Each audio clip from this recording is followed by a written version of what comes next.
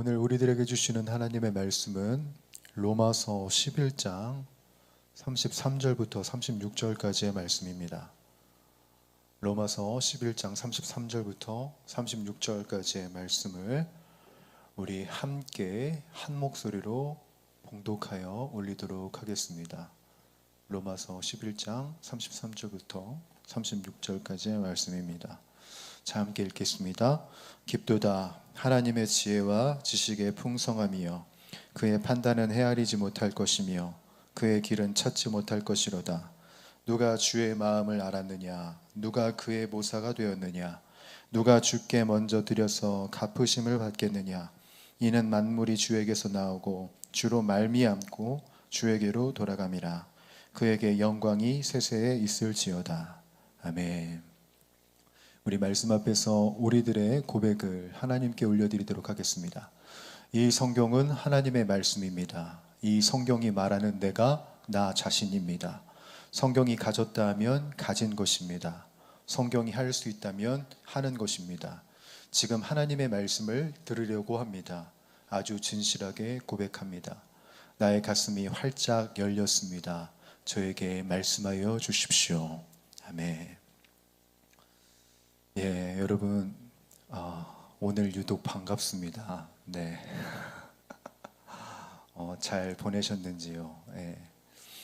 저는 여러분들이 기도해 주신 덕분에 코로나 잘 극복하고 이 자리에 다시 복귀했습니다. 사실 지난주가 휴가였는데요. 오히려 잘 됐어요. 네, 요양하면서 집에서 잘 쉬었고요. 목소리 들어보시면 알겠지만 아직 좀 남아있어요. 아직 좀 증상이 남아있고 지금 먹으면 먹는 대로 막 토하고 지금 막 난리가 나는데 그래도 처음보다 너무나도 나아진 상태여서 이게 또 저를 위해서 기도해 주신 여러분들의 그 중보 때문이 아닌가라는 생각을 해보게 됩니다. 아직까지 좀 코로나 후유증으로 고생하고 또 감기로 바이러스로 인해서 고생하는 청년들이 꽤 많은 것 같아요. 우리 모든 청년들에게 주님의 은혜와 주님의 회복의 역사가 있어서 함께 다 같이 예배할 수 있는 그 날이 다시금 오기를 고대해 봅니다. 아멘이시죠? 예. 우리가 인생을 가리키는 여러 가지의 단어들이 있고 여러 가지의 문장이 있는데 오늘은 좀 제가 사자성어를 가지고 왔습니다. 인생은 세용지마라는 이야기가 있죠. 사전적인 의미를 보게 되면 어떤 뜻이냐면 인생의 길흉화복의 변화가 너무 많아서 앞날을 예측할 수 없다라는 의미가 사전적인 의미고요. 그리고 거기에 더 이제 나아가서 무엇을 이제 이야기하냐면 그렇게 변화를 예측할 수 없는 인생이니 우리가 일희일비할 것 없다. 작은 일에 우리가 요동하고 흔들리고 넘어질 것 없다라는 의미로 사용하는 것이 세용지마라는 사자성어입니다. 아마 한문을 공부하시면서 이 사자성어를 공부하시면서 관련된 이야기도 꽤 많은 청년들이 아실 거라고 생각을 합니다. 이 사자성어가 파생된 이야기가 어떤 건가요? 북방에 전쟁이 많은 그 마을에 사는 노인의 이야기입니다. 그렇죠? 왜 모르는 것처럼 이거 고등학교 때 다 배우는 거잖아요. 네. 그 노인이 어느 날 자신에게 유일하게 있는 재산인 그 말이 어느 날 도망가게 됩니다. 도망가게 돼서 마을 사람들이 노인이여 당신에게 있는 이 하나뿐인 재산이 사라졌으니 아이고 어찌나 슬픕니까? 라고 이야기하니 이 노인이 어떻게 이야기를 하나요? 이것이 나에게 복이 될지 어찌 알겠습니까? 하고 담담하게 이야기했다고 하죠. 그 말이 있고 나서 얼마 안 있다가 정말로 어떤 일이 있었냐면 자신에게서 도망쳤다라고 생각한 그 말이 야생마들의 짱이 돼서 여러 말들을 데리고 집으로 돌아오게 됩니다. 이제 많은 사람들이 마을 사람들이 노인에게 이렇게 이야기하죠. 노인이여 당신의 말이 이 재산을 또 가져왔으니 얼마나 기쁩니까? 라고 이야기했더니 그 노인이 또 뭐라 그래요? 이것이 우리에게 화가 될지 누가 알겠습니까? 하고 담담하게 이야기했다고 하죠. 그로부터 이제 얼마 지나지 않아서 어떤 일이 벌어졌나요? 그 데리고 온 말들 중에 가장 좋은 말을 그 아들이 이제 타다가 어떻게 됩니까? 말을 타다가 떨어지죠. 낙마하게 되는데 그러면서 다리가 부러져서 절름발이가 되고 맙니다. 이 소식을 듣고 본 마을 사람들이 또 그 노인에게 뭐라고 합니까? 노인이여, 당신의 하나뿐인 아들이 말에 떨어져서 절름발이가 되었으니 어찌나 슬픕니까? 그랬더니 그 노인이 또 뭐라 그래요? 이것이 우리에게 기쁨이 될지 누가 알겠습니까? 그로 이제 그 이야기를 하고 나서 얼마 지나지 않아서 오랑캐가 나라에 쳐들어오게 되고 그 마을에 있는, 그 나라에 있는 많은 모든 남자 청년들이 다 차출이 되죠. 전쟁에 차출이 되었기 때문에 어떻게 되겠습니까? 다 죽임을 당하고 불구가 되는데 그 노인의 아들은 애초부터 불구였기 때문에 차출이 되지 않죠. 그 마을의 아들로 인해서 슬퍼하고 눈물을 흘리고 부르짖는 사람들이 많은 그 가운데 그 노인의 집안은 아들이 차출되지도 않고 아무 일도 없었기 때문에 평안하게 지나갈 수 있었다. 그래서 이것을 인생은 세옹지마다 라고 이야기하죠. 네, 다들 처음 듣는 것처럼 지금 저를 보는데 이런 이야기예요. 우리의 인생이 그렇습니다. 앞날을 알 수가 없어요. 네. 어떤 일이, 이 일로 인해서 어떤 일이 벌어질 줄 예측할 수가 없습니다. 이 사건이 나를 어떠한 길로 인도할지 파악을 할 수가 없어요. 지금 당장은. 시간이 지나면 알죠. 그 사건이 그래서 일어났어? 이 사건이 이래서 감사할 이유야? 라고 우리가 나중에서야 알게 되죠. 하나님의 뜻이 바로 이렇다고 생각이 됩니다. 우리가 다 은혜를 받아요. 그렇죠? 이 하나님의 은혜가 우리를 어디로 이끌지 몰라요. 지금 당장 우리들은 이것을 예측할 수가 없습니다. 그 은혜로 인해서 우리가 힘겨운 상황에 처할 수도 있고 괴로운 상황에 처할 수도 있으며 다른 사람의 손가락질을 받게 될 수도 있고 또한 그 은혜 때문에 우리들이 굉장히 어려운 처지에 처할 수도 있습니다. 그런데 중요한 건 뭐냐면 우리에게 은혜를 베풀어 주시는 하나님이 우리들의 인생을 망하게 두는 데 목적이 있으신 분이 아니라는 겁니다. 하나님의 목적은, 하나님이 우리를 향하신 그 은혜와 목적은 무엇을 향해 가느냐면 우리의 기쁨과 행복과 온전한 길로 향하는 데에 있습니다. 그래서 우리들은 주님을 이렇게 이야기를 하죠.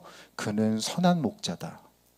왜 그분을 선한 목자라고 이야기할 수 있을까요?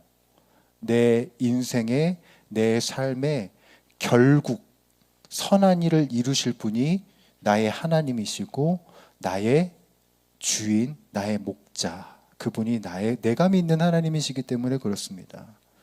우리들의 인생을 향하여서 선한 일을, 기쁜 일을 이루시는 주님의 열심이 있어요. 그러니 우리들은 이 인생 속에 사실 일희일비할 게 없습니다. 작은 일에 우리들이 요동할 거 없다는 이야기예요.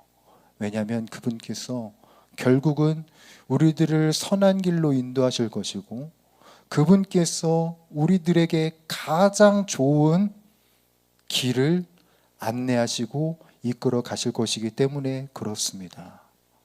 그러니 우리들이 해야 할 것은 뭐냐면 이 인생 속에 여러 가지 그 작은 사건들, 크고 작은 사건들 속에서 그럼에도 불구하고 변함없이 주님을 믿음으로 붙드는 것이 우리들의 모습이 되어야 한다.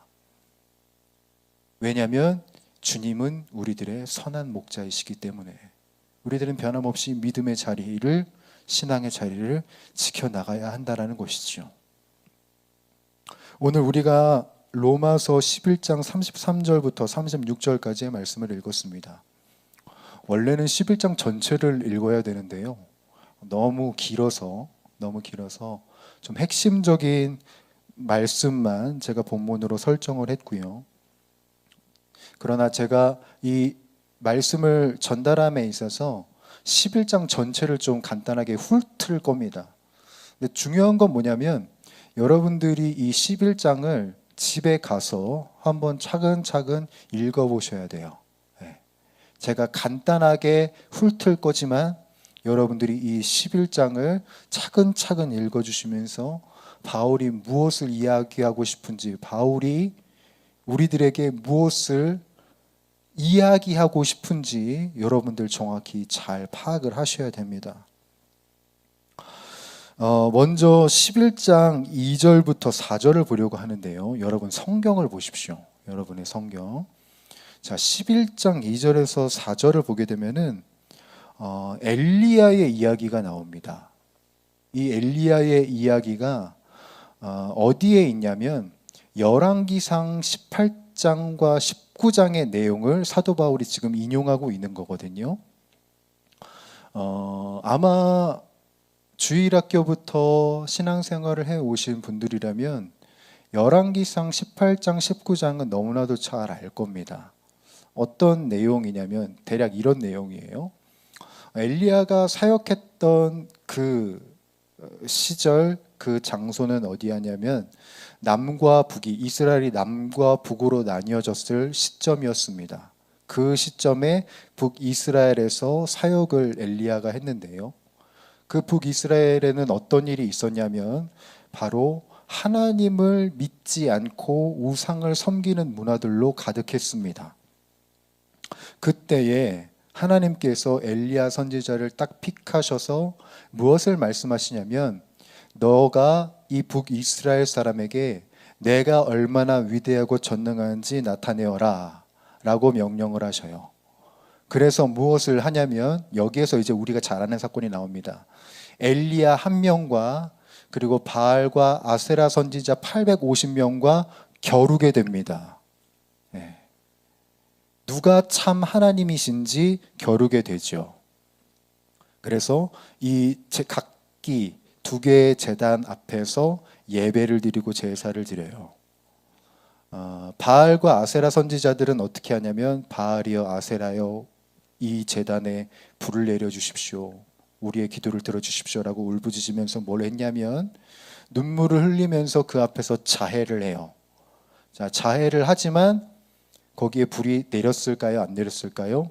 네, 안 내렸습니다. 응답이 없었죠.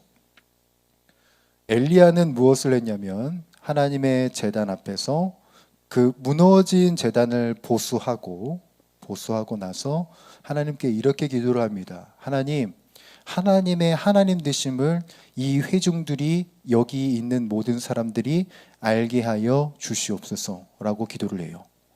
그때 어떤 일이 벌어지냐면 어떤 일이 벌어지나요? 하늘에서 뭐가 떨어져요? 하나님의 불이 빵 하고 떨어지죠. 불이 떨어지면서 그 제물을 하나님께서 받으십니다.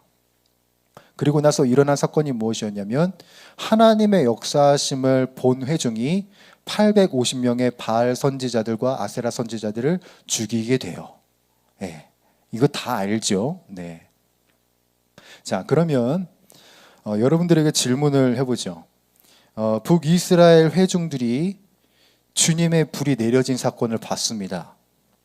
그렇죠? 주님의 불이 하늘에서 이 제단으로 떨어지는 것을 봤단 말이에요. 그리고 하나님이 그 제사를 받으신 것을 모두가 봤습니다. 자, 그렇다고 한다면 북이스라엘에 여러분 어떤 일이 벌어져야 될까요? 우상이 팽배하고 우상을 섬겼던 그 땅이 어떻게 돼야 맞을 거라고 생각하십니까, 여러분들은? 그 사건을 기점으로 해서 종교 개혁이 일어나가지고, 그렇죠? 하나님께로 돌아가고 하나님을 예배하는 일들이 시작돼야 하는 게 일반적인 우리들의 생각입니다. 그렇죠? 자, 여기에 앉아 있는 여러분들도 갑자기 천장을 뚫고 불이 잇목사에게 딱 떨어졌단 말이에요. 하나님이 나를 이제 받으셨어. 그러면 여러분들 어떻게 생각하시겠어요? 와, 하나님이 계시는구나. 이렇게 생각을 하겠죠. 그래서 여러분들의 신앙은 더 확고해지고 더 진중해지고 그래야 맞는데 북이스라엘에는 그런 일이 벌어지지 않았습니다. 도리어 어떤 일이 벌어지냐면 아합 왕과 그리고 그의 아내 이세벨이 이 엘리야를 죽이려고 혈안이 돼요. 내가 섬기는 바알 선지자, 아세라 선지자 850명을 죽였어? 나도 너를 죽일 거다. 이렇게 이야기를 하면서 북이스라엘 전체에 수배령을 내립니다. 엘리야를 잡아오라고.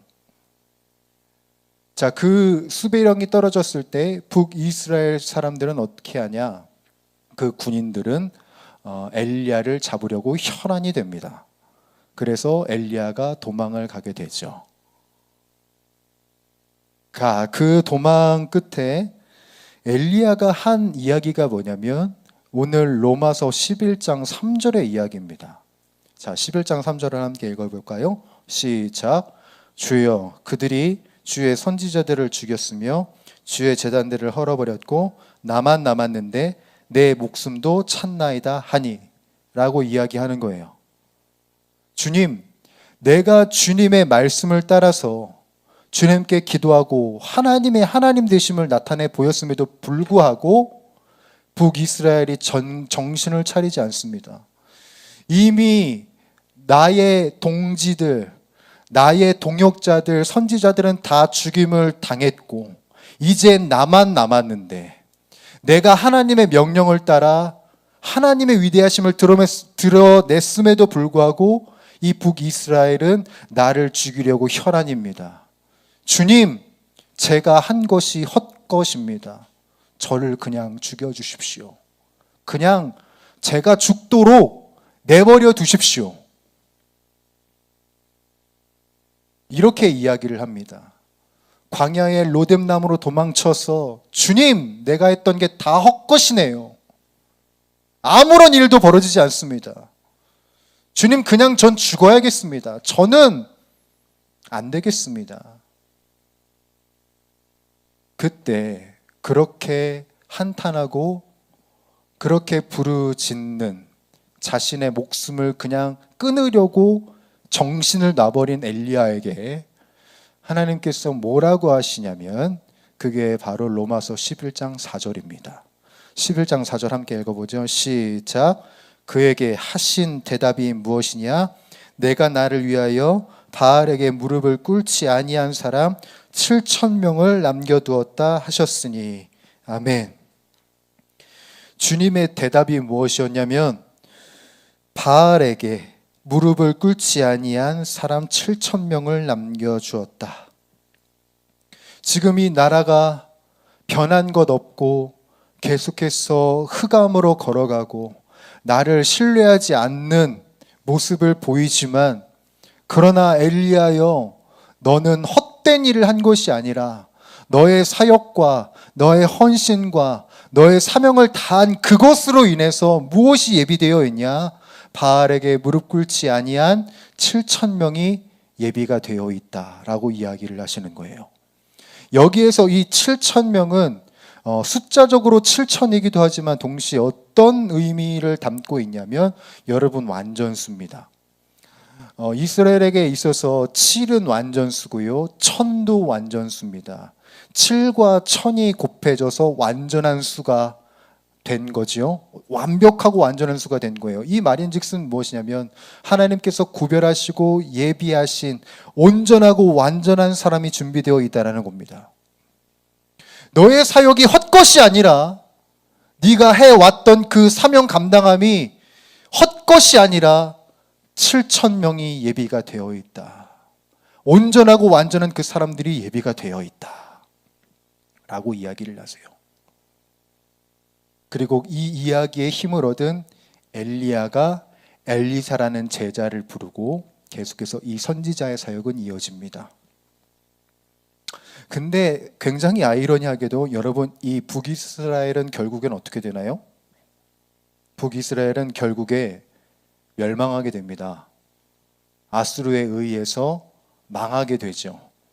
자, 우리가 딱 여기까지 들으면 이렇게 생각이 됩니다.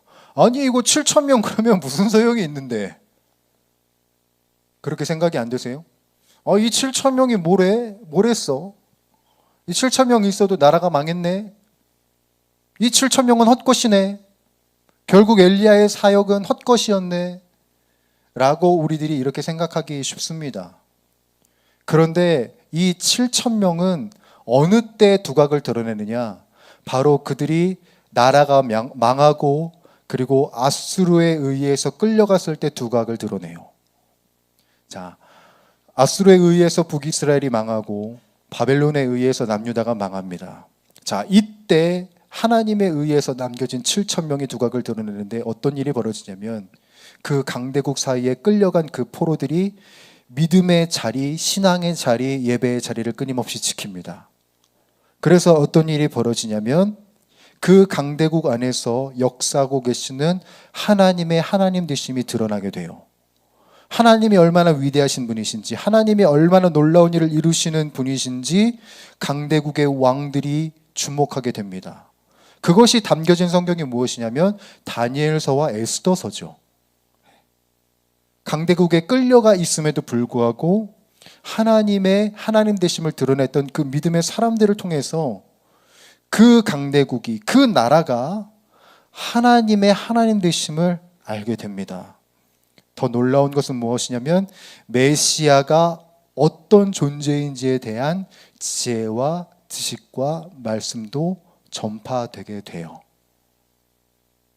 이것을 알 수 있는 대목이 무엇이냐면 여러분 마가복음입니다.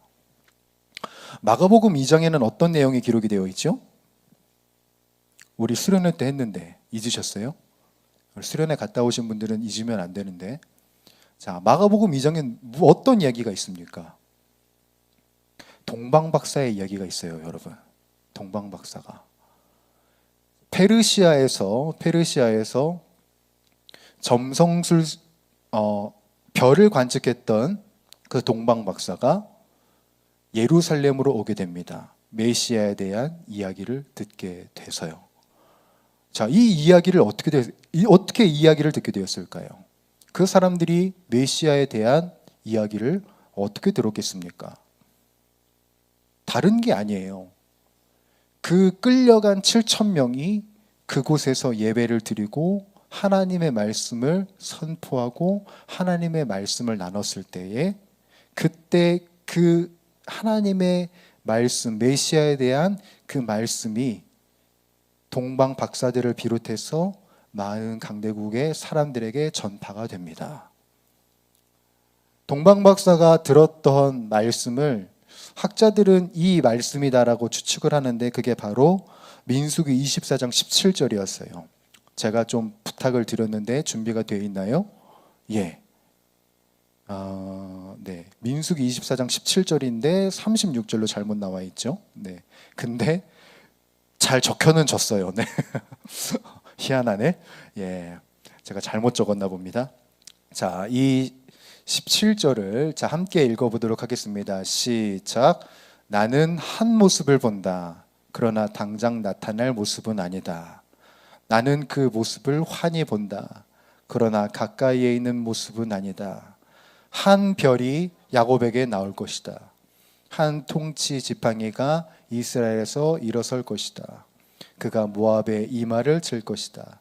셋 자손의 영토를 칠 것이다. 발람 선지자가 이스라엘 향해서 예언한 말씀인데요. 동방 박사들이 이 말씀을 주목했을 거라고 봅니다. 한 별이 야곱에게서 나올 것이다. 여기에 집중을 해서 동방 박사들이 하늘을 보기 시작하죠. 자신들이 할 수 있는 별을 끊임없이 관측해 봅니다. 그런데 놀라운 건 뭐냐면 자신들이 여태까지 연구하고 봐왔던 별의 움직임과는 전혀 다른 별이 보이기 시작을 합니다. 그래서 그 별을 보고 예루살렘에 당도를 합니다.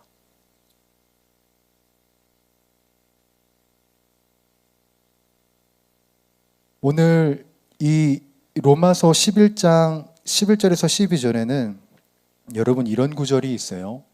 어떤 구절이냐면 그러므로 내가 말하노니 그들이 넘어지기까지 실족하였느냐 그럴 수 없느니라.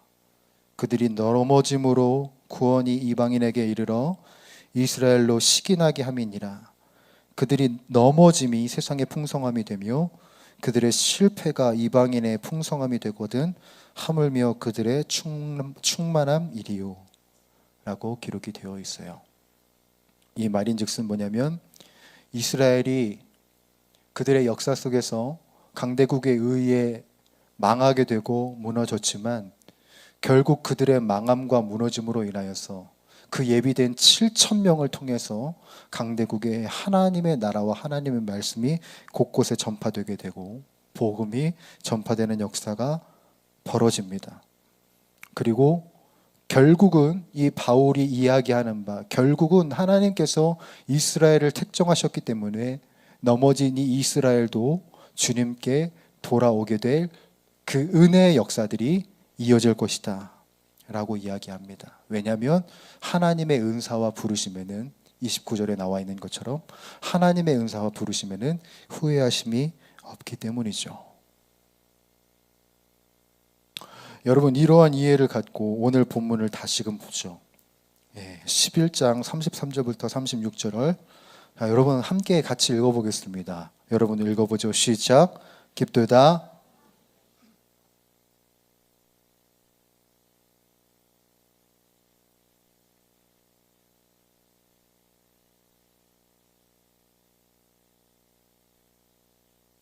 누가 주께 먼저 드려서 갚으심을 받겠느냐? 이는 만물이 주에게서 나오고 주로 말미암고 주에게로 돌아감이라. 그에게 영광이 세세에 있을지어다. 아멘. 이 말씀을 통해서 바울이 하고 싶은 얘기가 뭔지 아시겠어요, 여러분? 하나님의 은혜는, 우리를 향하신 하나님의 은혜는 어떤 일을 일으킬지 예측할 수가 없습니다. 알 수가 없어요. 그런데 분명한 건 뭐냐면 주님께서 우리를 선하게 이끄시는 하나님이십니다. 만물이 주에게서 나오고 주로 말미암고 주에게로 돌아갔다는 것은 우리의 구원을 시작하신 그 하나님께서 우리의 영원까지 놀라운 일을 계획하시는 하나님이시라는 의미를 담고 있습니다. 여러분, 이것이 단순히 어떤 큰 나라, 큰 공동체에만 해당되는 것이 아니라 바로 여러분들의 삶 가운데도 이런 역사가 있는 겁니다. 내 삶에 왜 이런 일이 벌어지지? 내 삶에 왜 이런 아픈 사건이 벌어지지? 왜 나에게 이런 감당할 수 없는 힘겨움이 찾아오지? 그런데 여러분 기억하십시오. 그 힘겨움과 괴로움과 어려움 속에 여러분들을 선하게 이끌고 계시는 하나님이 바로 우리가 믿는 하나님이시라는 것을요.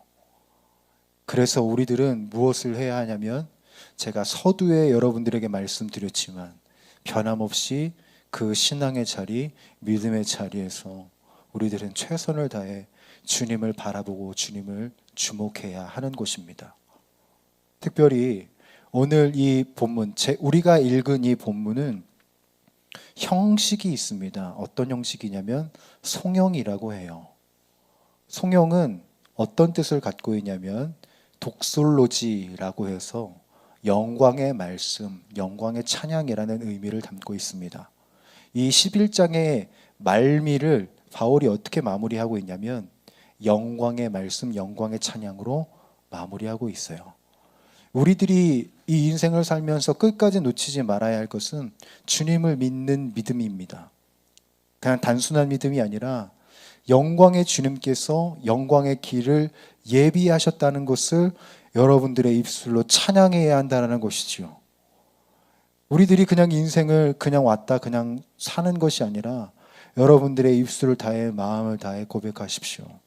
그냥 흥얼흥얼 거리는 것으로 끝나는 것이 아니라 그 가사 속에 이야기하고 있는 하나님이 우리들의 인생 속에 일하고 계시는 하나님이시니 그 주님을 변치 않고 붙잡는 저와 여러분들이 되기를 간절히 소원합니다.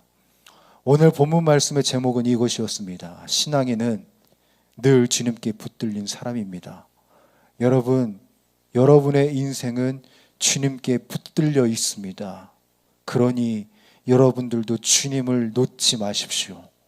찬양함으로써 늘 주님을 신뢰하란 말입니다. 일희일비하지 말고 주님 왜 이래요? 여러분들의 그 작은 사건 속에서 흔들리고 요동할 것이 아니라 굳건한 중심을 갖고 주님을 향한 찬양을 계속 해나가란 말입니다. 왜 자꾸 일희일비하십니까? 중심을 갖고 주님을 신뢰하십시오. 그 주님이 여러분들의 인생에 아름답고 놀라운 일을 계획하고 계십니다. 늘 주님께 붙들린 하나님의 사람, 그 사람이 저 여러분들이 되기를 주님의 이름으로 간절히 부탁드립니다.